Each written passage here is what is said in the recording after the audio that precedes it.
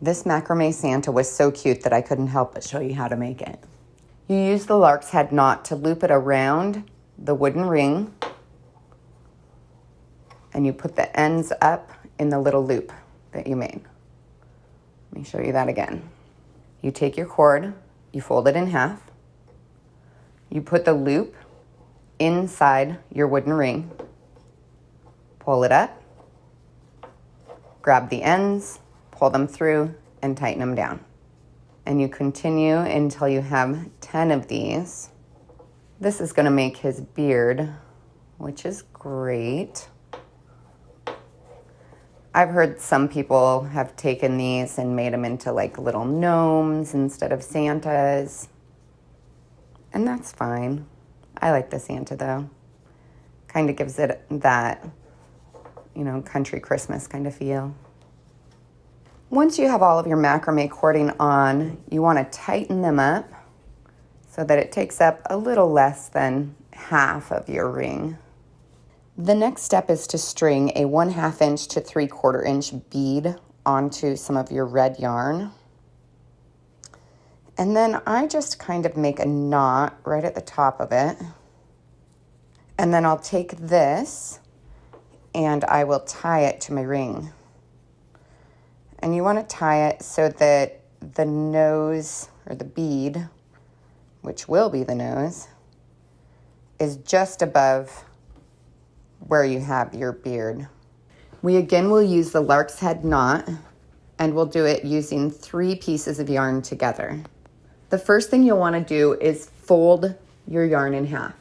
And then once you have that loop, you put the loop inside your cardboard and push your ends through it.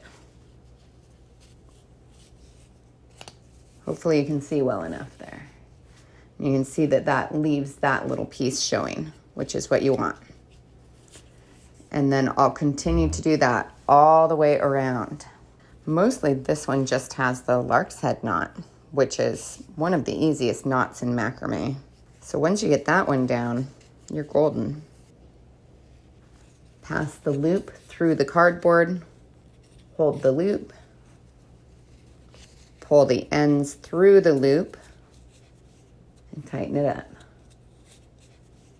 As you get towards the end, it gets pretty tight, which is what you want because you want it to be a nice full hat.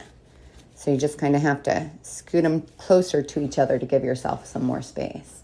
So now you can see that our entire cardboard round there is covered with the red yarn.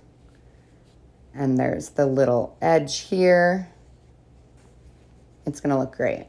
I like to have something to put the hat over the top of. In this case, it's a little coat rack thing that I've clamped onto the table. And that makes it so that I have something to pull against so that my braid is nice and tight. You don't have to do that, but I prefer it.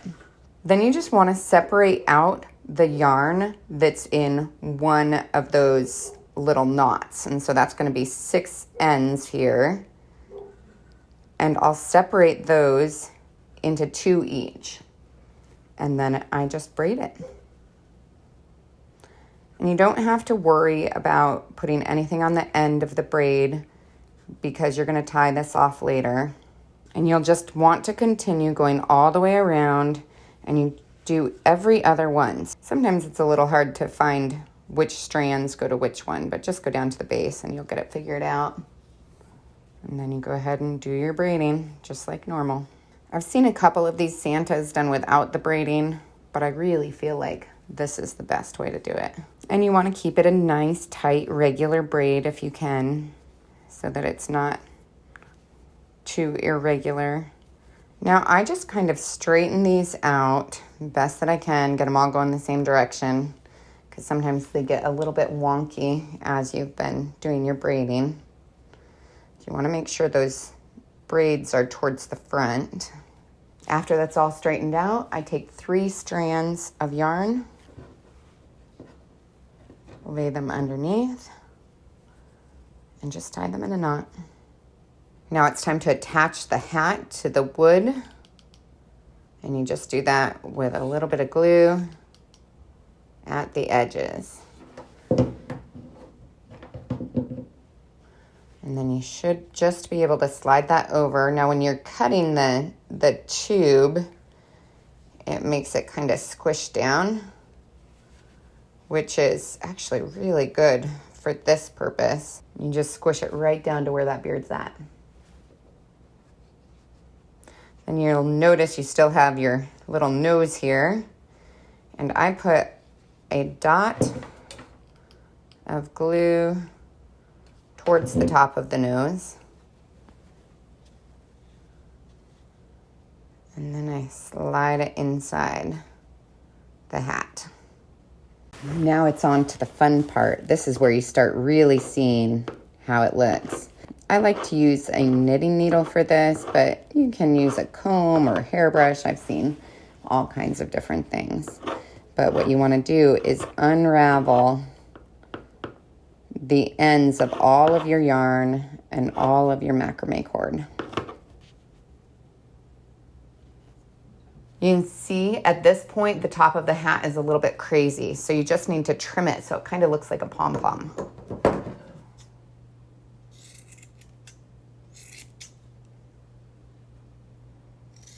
So now you can see it's a nice little pom-pom at the top of the hat. Really frizzy, just what you want. The last step is actually to trim your beard.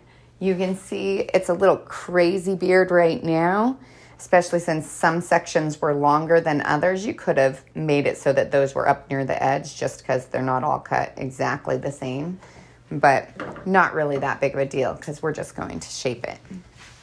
So I like to start a little bit closer up towards the top and angle down.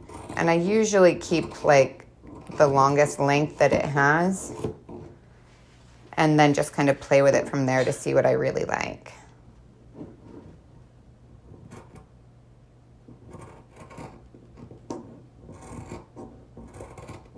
Each one has a slightly different feel to it when you're making them. The big thing is that you just want them to be as symmetrical as possible. And then you have to determine, you know, do you want a pointed beard? Do you not? I usually start with the pointed beard and then I end up rounding it. And that's all there is to it.